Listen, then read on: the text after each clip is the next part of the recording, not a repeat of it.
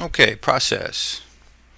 Everything moves in process. It doesn't have a choice in the matter. Everything moves in process. It will have a beginning, it will have a middle, it will have an end, and there'll be components that make it up.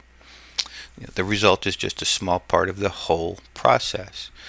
The more we can understand about the process of any market structure that we're using or mapping, the more we can stay connected in real time, follow that process and be connected to our market and understand our various trade options along that process. We don't know a structure is a structure until it's complete. We have to follow it in real time. But first, we can practice learning the steps of it. It's a very important concept. If we understand process, we have various trade options. So here we're going to look at the process of a swing cycle and the process of a pivot. The process of a swing cycle, it's going to have components. It's going to have an impulse leg, going to have a reaction leg, it's going to have a pivot at each end.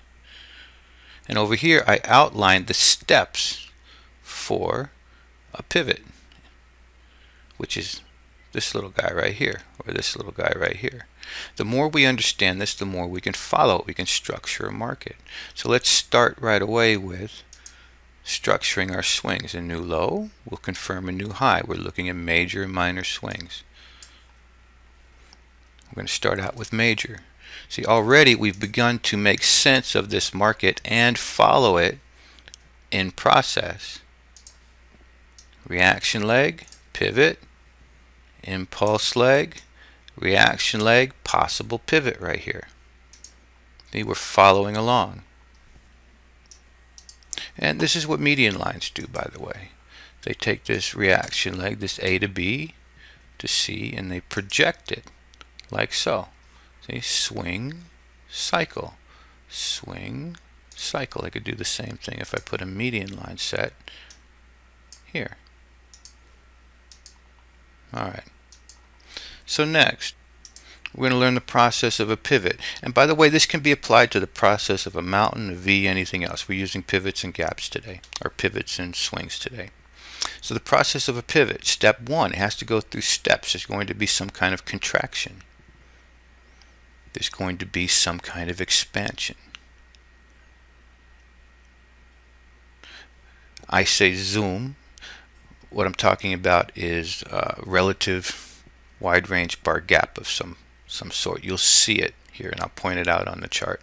Step 3, a retest. Step 4, zoom back through the MPL. An MPL is just a multi-pivot line. It's something that's a coil, a range. It's hitting multiple pivots. It shows contraction. Step 5, new low, and then the pivot's confirmed. So let's look at it in something that's already happened, and then let's learn to look at it in real time. So step 1, contraction, coil. We can see, right? If we can see that this is our swing,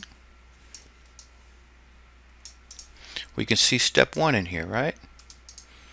There's some sort of sellers release, right? See it release. Step 2, zoom. Step 3, if it's going to be a pivot and make a new low, it has to retest. It doesn't have a choice. Retest. Step 4, zoom. See it slide right back through there like butter. See it expand. Step 5, new low. And so we can see the process of a pivot in the noise, and it'll be shaped a little different each time, but there'll be some sort of sellers. Open the door, let them out. Boom. So this is this little component right here. The more we can recognize it, the more options we have. We don't always get a real retest here, but sometimes we do. So when we're in real time, it looks a bit different, right? So now let's do it in real time. We can do the steps. We see a zoom. We see a contraction.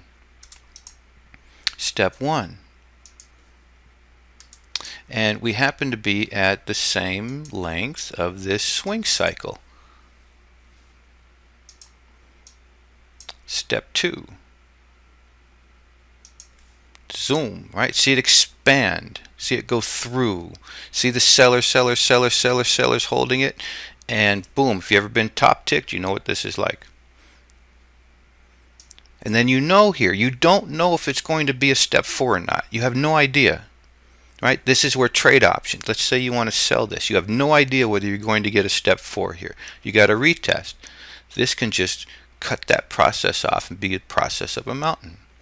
But when you see step 4, you're following it, right? See, it was sliced back through. So we have step 3, and now we have step 4. Zoom back through.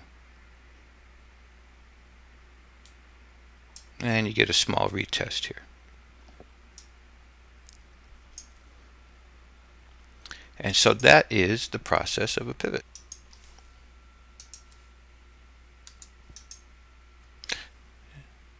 And we have a completed swing cycle. Like so.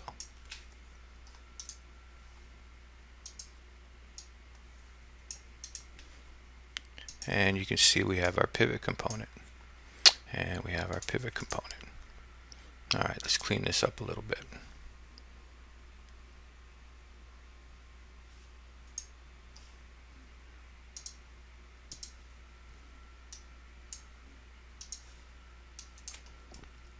And no matter what swing we're looking at, we can see the same dynamics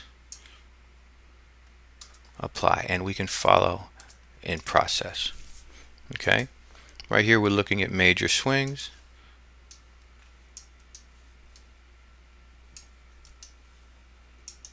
And looking at the pivot component of those major swings in order to make some decisions here. And you can see there's even that pivot component right in here. All right, step 1, step 2, step 3, step 4. And so this is how we can end up making informed trade decisions rather than just having a line tell us what to do. As we're seeing the process of a swing and the process of a pivot.